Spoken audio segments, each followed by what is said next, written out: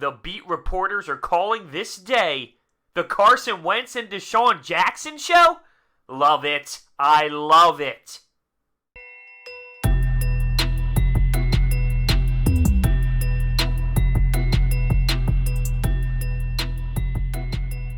What is going on, everyone? The Eagles training camp practice day 4 is in the books, and I love reading all of the information from all the beat reporters. You have guys from The Athletic, NJ.com, ESPN, Philadelphia Inquirer, a lot of different outlooks on it. NBC Sports Philadelphia is also in there. There are some beat reporters that keep it broad, that keep it just simple, and then there's others that dive into plays and what happened here and big hits there. I love getting all of the information, gathering everything that happened throughout the day and sort of putting it into my own notes. So let's start off with the storyline out of what happened today, and that's clearly Carson Wentz and Desean Jackson. Avonte Maddox got picked on a couple times there because of Desean Jackson's speed, but listen, I mean, it's growing pains, number one. It's early in training camp, and let me go there first before we dive into the Carson Wentz thing and Desean Jackson. I know this is training camp, right? So for everything I say, keep in mind that I am processing that this is just training camp. But I still value what's going on. I still want to discuss things that are happening because I'm all in on this squad. But I know what happens now doesn't automatically mean, well, that's how it's going to be in September, or that's how that player's going to play in week 2 or week 3. I know that.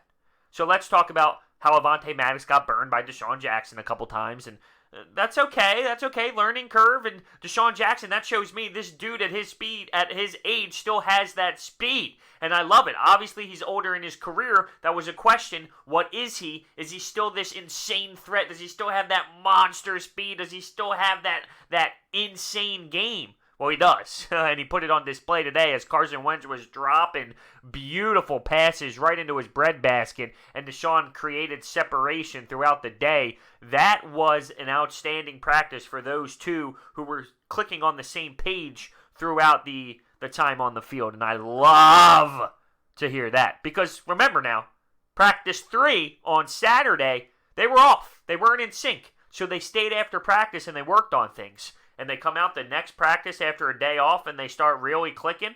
Love it. I love the determination. I love the determination to get better, the dedication to make sure that they're able to execute. Love it. Now, some injury news. Mac Hollins banged up once again. Something different. It's not a setback from what he had before, but it is a lower body injury. And apparently Mac Hollins was making some noise out there. He was making some catches that were noticeable, and he goes down with injury again. So they claim it's not anything serious. He's expected to practice in the next couple days, but I'm just concerned that he is a player that will consistently be banged up, that will consistently find himself off the field because he can never stay healthy. A lot of fans, including myself, sometimes forget what he was during that time where he was actually healthy and on the field. I'm not claiming that he's Alshon Jeffrey. I'm not claiming that he's Desean Jackson, but he had some spark behind his game. He was capable of making things happen at times. Well, if he's not available, he can't be in the position to even give us that as a role player. So keep that in mind. And Cre'von Leblanc will be week to week, according to Doug Peterson. And with that whole LeBlanc situation, we pick up a veteran corner who spent time in Dallas and then in Kansas City, Orlando, and not in Orlando. His name is Orlando Scandrick. Someone who isn't very good in my opinion, but you're trying to keep the depth there. He worked with the second team today. He got thrown into the fire. Apparently he did okay, but he doesn't move the needle for me. I will be disappointed if we have to use him on the field in real time. Let's just say that. So let's talk about the physicality of this practice. Apparently there you can see there was a jolt in the physicality department. The level was raised a little bit in the physicality department. And that's good with me. Let's go. Let's pick it up. Let's get ourselves into that feel, into that vibe. Let's start putting it together here. Boston Scott, after getting blown up in practice 3, lowers the shoulder, a mean pop, and ran over a defender. Now, it was Trey Elston, who isn't really anybody special, but he responded and really put his shoulder down and made a huge hit, lowering his body, getting lower. And realistically, the way I look at it, he responded. He answered. He got rung the practice before, and he wanted to respond. He wanted to show the coaching staff. He wanted to show his teammates, oh, I remember that play. I'm going to prove myself here. And he did just that. Timmy Jernigan took down Jordan Howard in the backfield. Jernigan looking good, looking real fresh off the line there. Getting in work. Now, speaking of Jordan Howard, he did drop a couple passes today out of the backfield. And keep in mind, that's something that was a knock on him when we acquired him. He was very one-dimensional. He's not so great at catching the ball. It's not something that he has done in his career. Well, he dropped a few today. He did drop a few today, but he did have a huge blitz pickup. And keep in mind, we don't blitz very often, but he picked up a blitz, and that allowed Carson Wentz to hit Desean Jackson in stride. And another big block that happened throughout this practice, keeping the physicality up once again, was Zach Ertz. And that allowed Sproles to gain about 20 yards on a play. So you can see that there is some more juice and some more hitting and more blocking involved in today's practice compared to where it has been so far through the first 4 practices of training camp. Let's talk about the defense. Because Grugier-Hill has been intriguing to me. He had a sack today, and I put air quotes around sack because realistically, you're not really taking anyone down, but I just mentioned how Jim Schwartz doesn't blitz too much. Well, he did then, and Grugier-Hill got to the quarterback. Now, this is funny because there's a lot of people upset today that Carson Wentz, this happened in last practice. Grugier-Hill had an interception and ran it back a little bit, and Carson Wentz was trying to tackle him. Everyone's freaking out. Why are you doing that? This is just practice. Why are you actually going to go after someone? What if you get hurt? Are you really, really diving into it to that extent?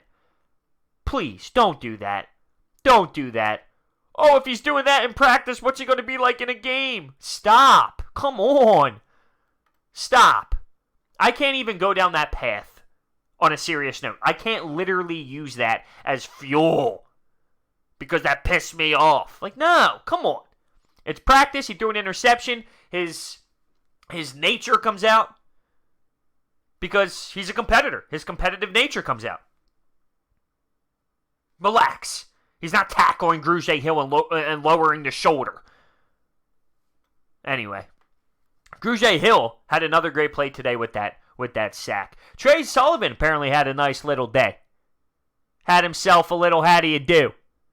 Now, obviously, he's not playing with the first team, but he was out there making some noise.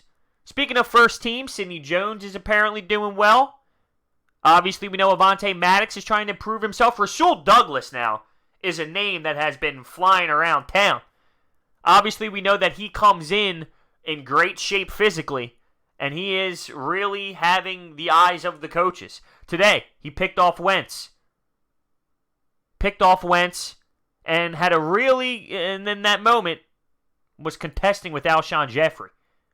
So he was going up against our best receiver there and came down with the football. Rasul was really making some noise with his name. According to some beat reporters, he's been the best-looking cornerback of camp so far. It's funny because I love Eagles football, and I know how great this football team really is heading into the year. So it's funny. Normally,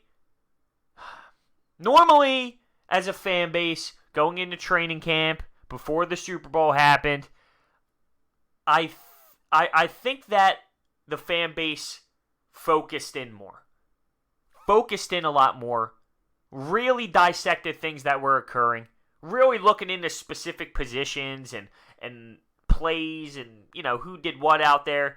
But now that we won the Super Bowl, now that we know the roster stack, now that we know we have a good team in place for this upcoming season, it's almost as if everyone took a step back and they're relaxing in a rocking chair.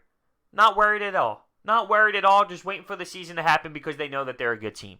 And I respect that and I understand that. But I still find it fun and entertaining to look at what's happening, to see how this player performed, to watch how this guy did, to read up on these specific players' injury reports and who looked great.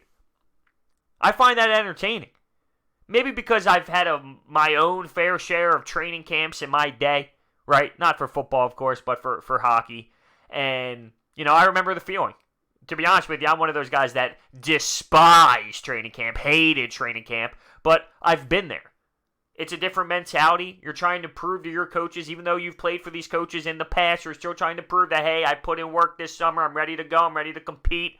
It's a different mindset. You got guys on the bubble really trying to earn their spot. For example, Scott, who's lowering his shoulder. He knows the running back room is a little bit hefty right now. There's a lot of people in there. Realistically, I'm hearing noise that it looks like Jordan Howard, Miles Sanders, and Darren Sproles are a lock. Corey Clement might be in the mix with the other guys. Wendell Smallwood, Josh Adams. He's no lock. So there's guys like that. Scott, who's really trying to make his way. I love seeing that competitive side. I love reading up on these players. Like, for example, I bring up Trey Sullivan. Well, most people are questioning why the hell I would even do that. But see, I watched him play last year. I know where he's at in the depth chart. I like to see how those type of players compete for their spot. Of course, I'm also keeping my eye on Jordan Howard, who's dropping passes, and Alshon Jeffrey, and Avonte Maddox, and Deshaun Jackson, Carson Wentz. Of course, those players mean a lot more, but I like to look at it all. I really do. I embrace this. It's giving me that football itch. I realized yesterday, for about 2-3 hours, I was in a black hole of YouTube. You know where you watch YouTube videos and you realize you're 4 hours in and you're clicking on all these recommended videos? I was watching all types of NFL content. And that's how I knew, right there in that moment, I am literally in the football itch mode. And, it's not a bad thing, but it's so close, yet so far away. With that being said, let me know your thoughts down below on the training camp day 4 here, Eagles practice day 4. Thank you guys so much for watching, and I will see you next time.